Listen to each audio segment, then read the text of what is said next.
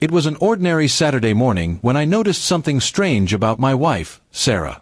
She had been distant for weeks, constantly glued to her phone, smiling at messages she wouldn't let me see. At first, I told myself it was stress from work, but deep down, a cold suspicion grew. One evening, after she fell asleep, I checked her phone. My hands shook as I read the messages, romantic words, secret plans, even photos, sent to another man. The woman I loved for 8 years had been betraying me. I didn't confront her immediately. I wanted proof so strong she couldn't deny it. I installed a small camera in the living room and another in the car. Within 3 days, I caught her bringing the man into our home when she thought I was working late. They laughed on our couch, the same place we once planned our future. Watching it made my chest ache, but my pain slowly turned into something else, cold, calculated anger. For days, I stayed silent, pretending everything was fine. I kissed her goodbye in the morning, cooked dinner for her at night, but inside I was crafting my revenge. I knew she was planning to meet him at a hotel the next weekend, so I booked the room next door. The plan was set.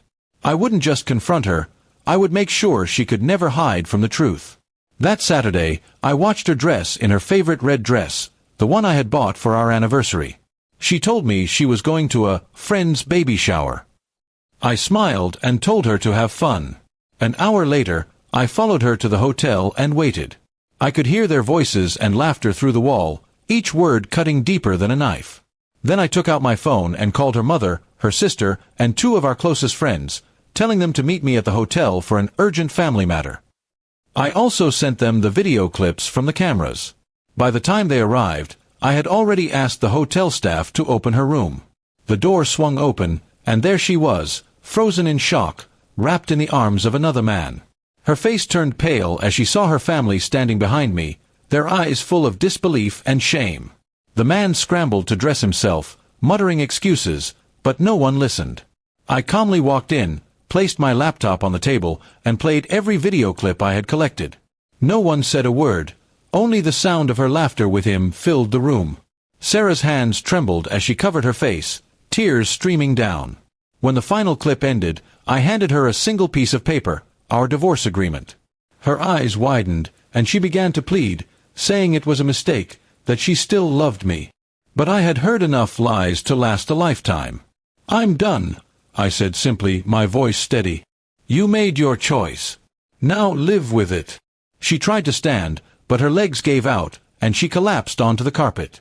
Gasps filled the room as her mother rushed to her side. I stood there, unmoved, watching the woman who had broken me fall apart in front of everyone. The man she cheated with quickly slipped out, avoiding everyone's glares. Her family looked at me, some with sympathy, others with silent approval. I didn't need their pity. My revenge was complete, not with shouting or violence, but with undeniable truth. I walked out of the hotel without looking back. The cool evening air hit my face, and for the first time in weeks, I felt free. The weight of her betrayal was gone, replaced by a quiet strength. That night, I packed my things and left the house we once shared.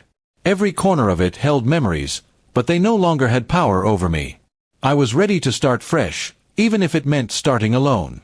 Sarah tried calling me for days, sending long messages begging for forgiveness. I never replied. My silence was the final nail in the coffin of our relationship. She had destroyed my trust, and without trust, love is nothing. It's been months since that day. People still talk about what happened at the hotel, about how she fainted in front of everyone. Some say I was cruel, others say I was justified. I don't care what they think.